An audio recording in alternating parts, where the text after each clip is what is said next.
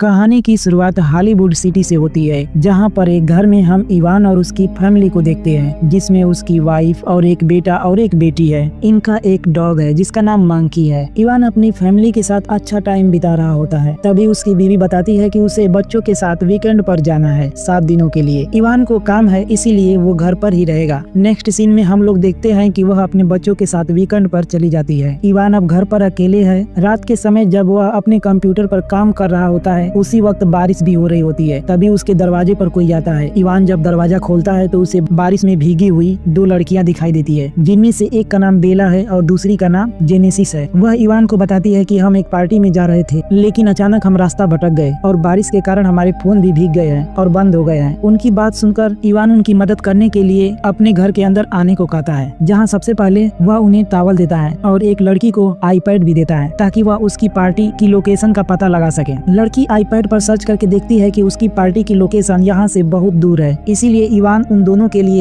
के लिए एक कैब बुक करता है, जो 45 मिनट में यहाँ पहुँचने वाली थी। अब चूंकि दोनों लड़कियाँ बारिश में बहुत भीग चुकी थी, इसीलिए वो इवान के बाथरूम का इस्तेमाल करती है और फ्रेश होने के बाद वो इवान के पास जाती है, जहाँ इवान उनके लिए कॉफी बना रहा था। इसके बाद इवान उनके साथ बैठ जाता है और बातें करने लगता है। इवान पूछता है कि आप लोग क्या काम करते हो, जिस पर वह बताती है कि वो लोग एयर होस्टेस हैं, अपने यात्रियों का बहुत ही ख्याल रखती है। इसके बाद वो इवान के पास जाती है और अपना एयर होस्टेस का काम दिखाने लगती है कि वो कैसे एयर होस्टेस का काम करती है, लेकिन ऐसा करते हुए वह इवान को बहकाती भी है, जिससे इवान को अच्छा नहीं लगता है। फिर वह वहाँ से उठकर दूसरी कुर्सी पर बैठ जाता है। फिर वो अपना मोबाइल चेक करता है, जिसमें उसे पता चलता है कि कैब के आने में अभी 20 मिनट बाकी है। इसके बाद दोनों लड़कियां इवान से उसकी पत्नी के बारे में पूछती है। इवान बताता है कि उसकी पत्नी एक आर्ट गैलरी के लिए पेंटिंग बनाती है। वो उन्हें अपनी पत्नी की पेंटिंग भी दिखाता है। इस तरह बात करते करते वो दोनों इवान के काफी करीब आ जाती है। इवान बार बार उन्हें इग्नोर करता है, नजरअंदाज करने की कोशिश करता है। इवान एक बार अपना मोबाइल चेक करता है। वो देखता है कि कैब के आने में सिर्फ 5 मिनट बचे हैं, जिससे वह थोड़ा रिलैक्स महसूस करता है, क्योंकि उसे उन लड़कियों का व्यवहार पसंद नहीं आया था। कैब के आने से ठीक 2 मिनट पहले बेला और जेनेसिस इवान के वहाँ न होने का फायदा उठाकर बाथरूम में चली जाती है। फिर वह जल्दी से उनके कपड़े सुखाता है और बाथरूम में जाकर कहता है कि तुम्हारे कपड़े सूख गए हैं और तुम्हारी कैब भी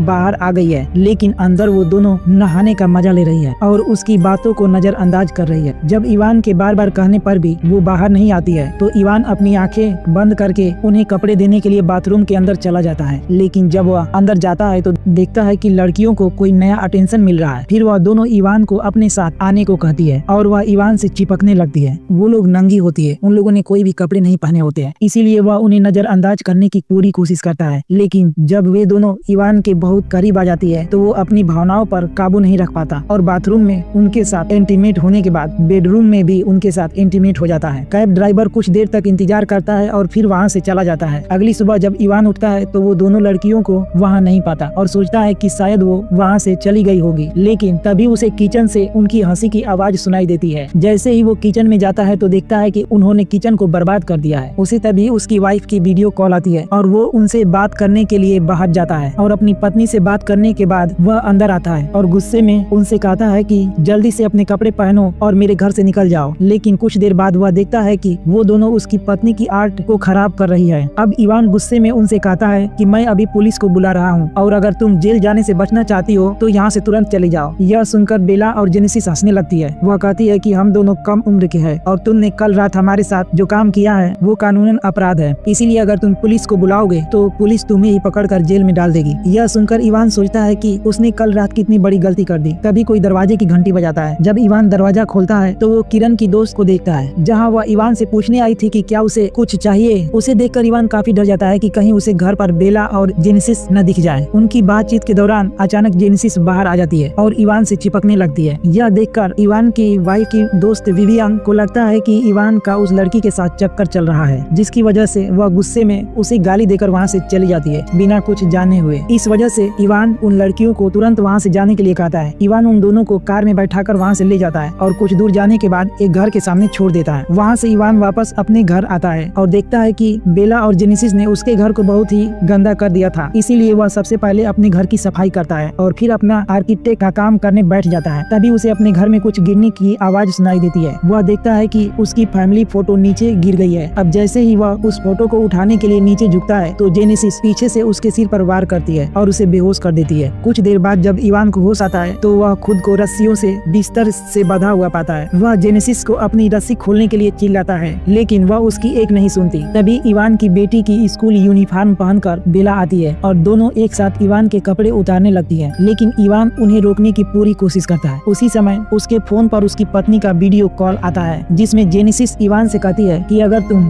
बेला के साथ इंटीमेट नहीं हुए तो हम दोनों तुम्हारे कपड़े उतार देंगे और वीडियो कॉल पर तुम्हारी पत्नी को बता देंगे कि तुम हमारे साथ मजे कर रहे हो। यह देखकर इवान उसकी बात मान जाता है। इसके बाद वह बेला के साथ इंटीमेट होने लगता है। बेला खूब मजे से उसके साथ इंटीमेट होती है। जेनेसिस दोनों की रिकॉर्डिंग शुरू कर देती है। थोड़ी देर बाद जब जेनेसिस खाना खाने के लिए बाहर जाती है तो इवान बेला के साथ इंटीमेट होते हुए अपने हाथों से रस्सी खोलने के लिए पूरी ताकत लगा देता है और वो बेला को धक्का देकर नीचे गिरा देता है। इसके बाद वो जेनेसिस के पास जाता है जो कुछ खा रही थी। जेनेसिस उसके जेट शोल्डर पर जोर से हमला करती है और उसे बेहोश कर देती है। कुछ देर बाद जब उसे होश आता है तो वह खुद को एक कुर्सी से बंधा हुआ पाता है, जहाँ जेनेसिस और बेला उसके साथ ताश का खेल खेलने लगती है। कुछ देर बाद कैरन का एक वर्कर जिसका नाम लुइस था, कैरन की बनाई आर्ट लेने उसके घर आता है। यह देख जेनेसिस और बेला इवान को एक कमरे में छिपा देती है। इसके बाद जेनेसिस दरवाजा खोलती है और वो दोनों लुइस को बताती है कि वो दोनों इवान की कजन है और घर में एक चोर घुस आया था, इसीलिए इवान उसे पकड़ने के लिए उसके पीछे गया है। तभी लुइस की नजर कैरन की आर्ट पर पड़ती है, जिसे उन दोनों ने बुरी तरह खराब कर दिया था। यह देख लुइस को उन पर शक हो जाता है। साथ ही वो उन्हें बताता है कि इवान का कोई कजिन नहीं है। इधर अचानक लुइस को इवान की चीखने की आवाज सुनाई देती है और वो एक कमरे में जाता है और देखता है कि इवान वहाँ बंधा हुआ है। वो तुरंत इवान की रस्सियां खोलने लगता है। दूसरी तरफ वो दोनों आर्ट को तोड़ रही होती है जो काफी महंगी थी, तो लुइस उनके पास चला जाता है, जबकि इवान उसे रोकता है कि उनके पास मत जाओ, वो काफी खतरनाक है, वो तुम्हें मार देगी। पर लुइस उन्हें ऐसा करने से रोकता है, लेकिन तभी उसे अस्थमा का अटैक आ जाता है। लुइस का इनहेलर भी जेनेसिस के पास था। वो उनसे अपना इनहेलर लेने की कोशिश करता है। इसी बीच पैर लड़खड़ाने की वजह से उसका सिर एक पत्थर से टकराता है, जिसकी वजह से उसके सिर से खून निकलने लगता है और कुछ ही सेकेंड बाद उसकी मौत हो जाती है। लुइस की मौत देखकर जेनेसिस और बेला हंसने लगती है, जैसे उन्हें इसकी बिल्कुल भी परवाह नहीं थी। उन्हें हंसता देख इवान समझ जाता है कि वे दोनों पागल है। इसके बाद जेनेसिस और बेला लुइस की डेड बॉडी को ढककर उसकी ही कार में रख देती है और वापस आकर लुइस और इवान के फोन से एक दूसरे को मैसेज करके ऐसा दिखावा करने की कोशिश करती है मानो लुइस का कैरन से अफेयर चल रहा था। और जब इवान को उनके अफेयर के बारे में पता चला तो इवान ने गुस्से में लुइस की हत्या कर दी। इतना करके वो दोनों इवान को दफनाने के लिए उसके ही घर में कब्र खोदती है। इधर इवान कुर्सी से बंधे हुए अपनी पत्नी को कॉल करता है, लेकिन तभी वो दोनों वहाँ पे आ जाती है और उसका आईपैड छीन लेती है और उस पर बहुत गुस्सा करती है, जिससे यह दोनों घर को पूरी तरीके से खराब कर देती है और इवान का बाल काटकर उन्हें छोटा कर देती है। उसी रूम में जेनेसिस को इवान के छुपाई हुई गन मिलती है, जिससे वो बेला को इवान के हाथ पैर खोलने के लिए कहती है। जेनेसिस इवान को कहती है कि अब हम दोनों तुम्हारे साथ हाइड एंड सीक गेम खेलेंगे और अगर तुम पकड़े गए तो तुम्हें शूट करके मार दिया जाएगा। इवान तुरंत घर में छुपने लगता है। वहीं जेनेसिस और बेला उसे ढूंढने लगती है। तभी इवान घर से भागने के लिए बाहर की तरफ जाने लगता है, लेकिन जेनेसिस उसके पास जाकर उसे पकड़ लेती है। तभी इवान जोर जोर से चिल्लाकर मदद मांगने की कोशिश करता है, लेकिन जेनेसिस उसे गन पॉइंट पर चुप करवा देती है। यहाँ से सीन चेंज होता है और हम मॉर्निंग में देखते हैं कि ये दोनों इवान को उस गड्ढे के पास ले जाकर उसे वहाँ दफना देती है, लेकिन ये इवान के सर को जमीन के बाहर रखती है। ये इवान को बताती है कि हम तुम्हें मारना नहीं चाहते थे, हम सिर्फ अपने मजे के लिए तुम्हारा इस्तेमाल कर रहे थे और हमें तुम्हें टॉर्चर करने में बहुत मजा आया। इसके बाद बेला इवान को उसके फोन पर वही वीडियो दिखाती है जिसमें वो इवान की बेटी की स्कूल यूनिफॉर्म पहनकर उसके साथ इंटीमेट हो रही थी और यह वीडियो जेनेसिस ने रिकॉर्ड किया था। अब इस वीडियो को बेला इवान की ही आईडी पर लाइव प्ले कर देती है। अब इवान को कुछ समझ में नहीं आता कि वह क्या करे। उन दोनों के जाने के बाद इवान किसी तरह से अपने फोन को बंद करने की कोशिश करता है और इधर हम देखते हैं कि इवान की वाइफ और बच्चे भी